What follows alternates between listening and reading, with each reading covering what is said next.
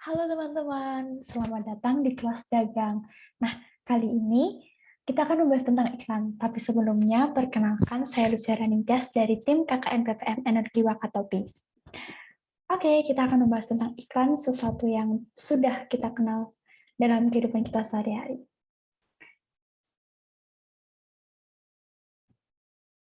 Nah, apa itu iklan? Iklan merupakan suatu bentuk informasi produk maupun jasa dari produsen kepada konsumen maupun penyampaian pesan dari sponsor melalui suatu media. Periklanan merupakan proses komunikasi lanjutan yang membawa khalayak ke informasi terpenting yang memang perlu mereka ketahui.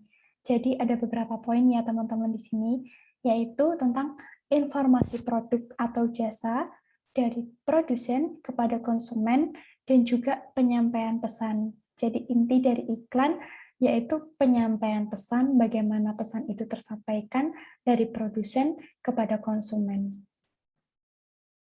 Nah, iklan sendiri mempunyai beberapa fungsi. Di sini saya menyebutkan ada 4 fungsi dari iklan. Yang pertama yaitu memberi informasi. Jadi lewat iklan, kita bisa menawarkan jasa yang kita tawarkan atau produk yang akan kita jual. Di situ nanti mungkin terdapat beberapa penjelasan dari produknya atau kenapa sih kita harus memberi produk seperti itu.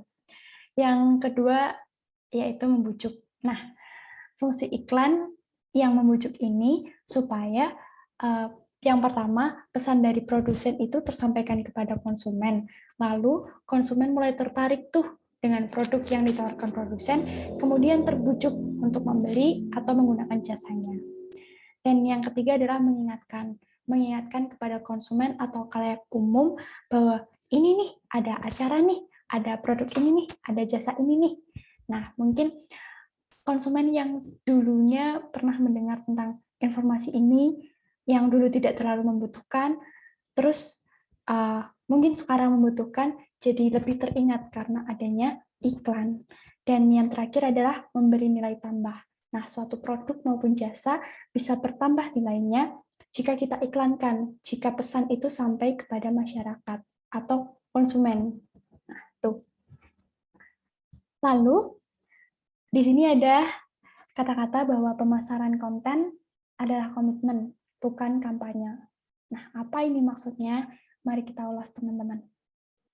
Jadi, di dalam iklan itu memiliki beberapa sifat. Di sini disebutkan ada 4 sifat menurut Lukitaningsih. Yang pertama adalah presentasi umum.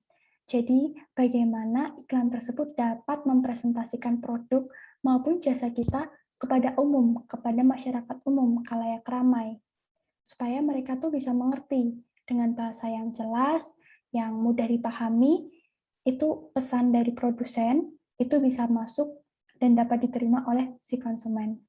Yang kedua adalah tersebar luas. Bagaimana iklan tersebut bisa menjangkau khalayak ramai. Sudah presentasinya umum, dia harus juga tersebar luas. Jadi kata-katanya itu tidak bersifat pribadi seperti yang disebutkan pada nomor 4. Dan ada lagi sifatnya yaitu ekspresi yang lebih kuat. Apa sih ekspresi yang lebih kuat itu? Jadi, diharapkan dari suatu iklan itu dapat benar-benar mengkomunikasikan kepada khalayak ramai bahwa ini loh produkku, ini loh jasaku, kalian bisa gunakan, kalian bisa beli. Biar apa ya? Kalian perlu apa sih dari aku bisa jual, aku bisa tawarkan kepada kalian. Itu perlu ekspresi yang kuat karena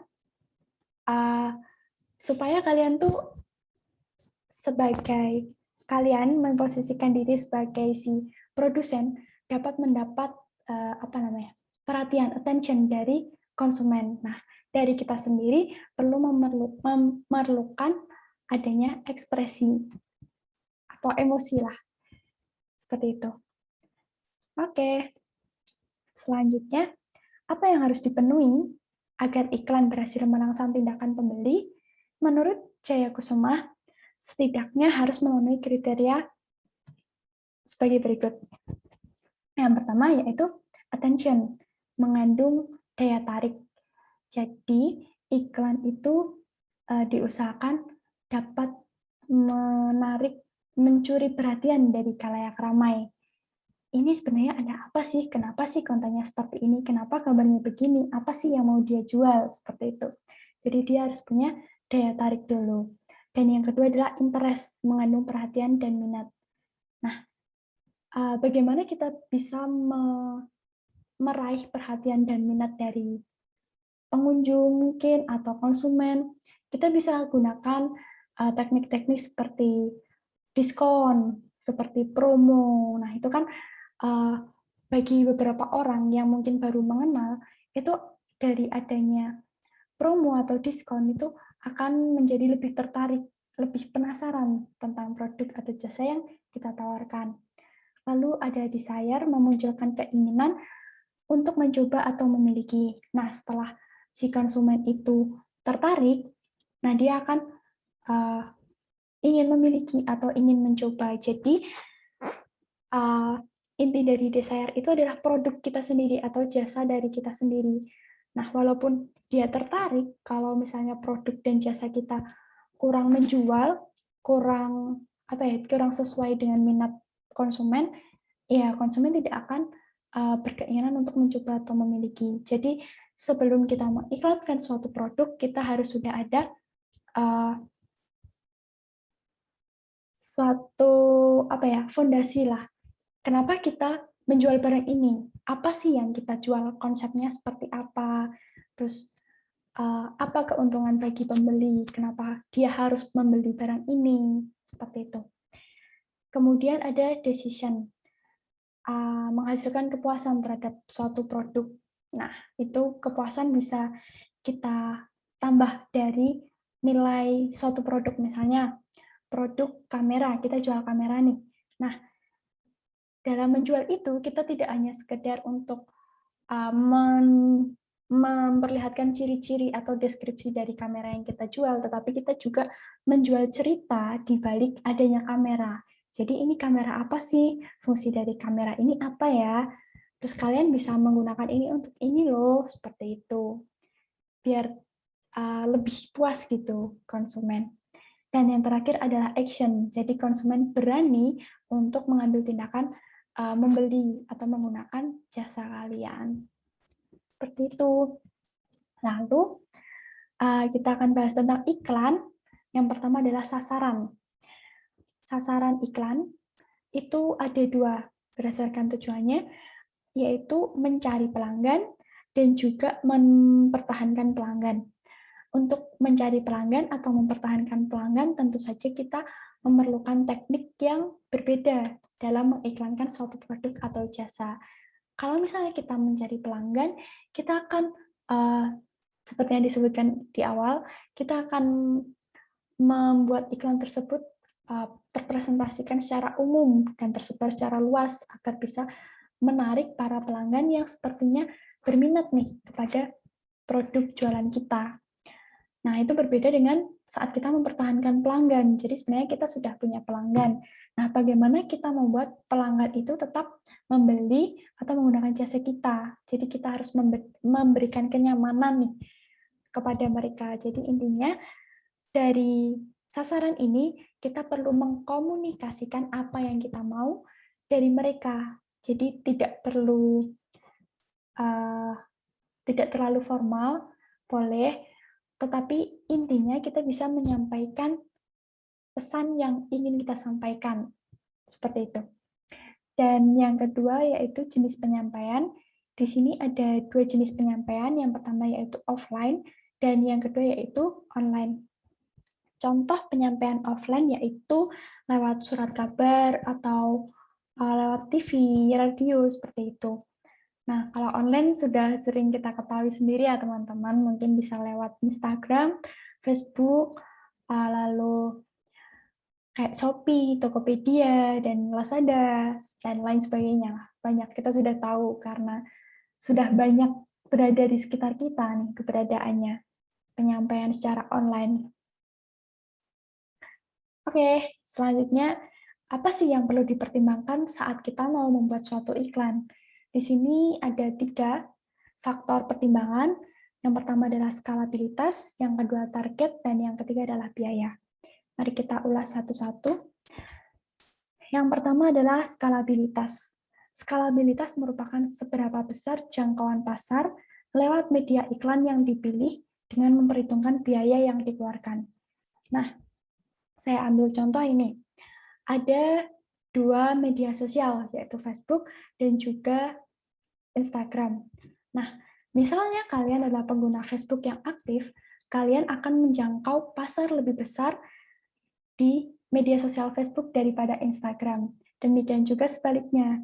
Jadi kita harus tahu kita lebih dikenal di media sosial yang mana. Seperti itu.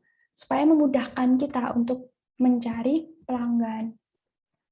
Lalu yang kedua adalah target pasar. Nah, dari target pasar ini, itu menyesuaikan produk yang kita jual. Misalnya kita menjual produk baju bayi.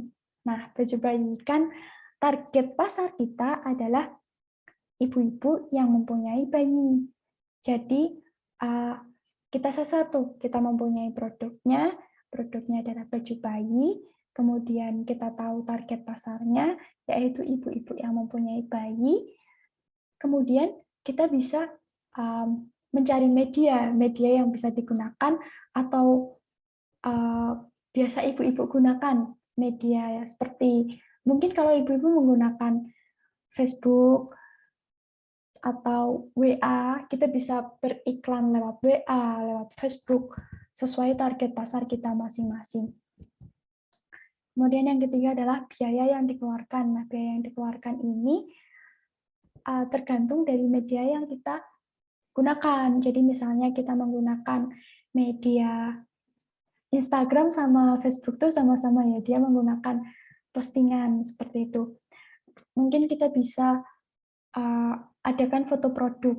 Jadi kalau foto produk kita perlu menyiapkan produk sampelnya terlebih dahulu, kita perlu adanya model, terus kita perlu kamera untuk memotret. Nah, itu biaya-biaya tersebut perlu diperhitungkan. Misal ada contoh lain, kita perlu media iklan lewat offline, mungkin seperti lewat radio, kita perlu menggunakan biaya untuk penyiarnya, seperti itu. Jadi biaya yang digunakan untuk mengiklankan itu harus dihitung supaya kita bisa menghitung laju keuangan. Seperti itu, teman-teman. Oke, demikian materi pada hari ini tentang iklan. Mohon maaf jika dalam penyampaiannya kurang menarik. Terima kasih sudah mau mendengarkan sampai akhir. Terima kasih teman-teman untuk perhatiannya. Sampai ketemu di kelas dagang berikutnya. Dadah!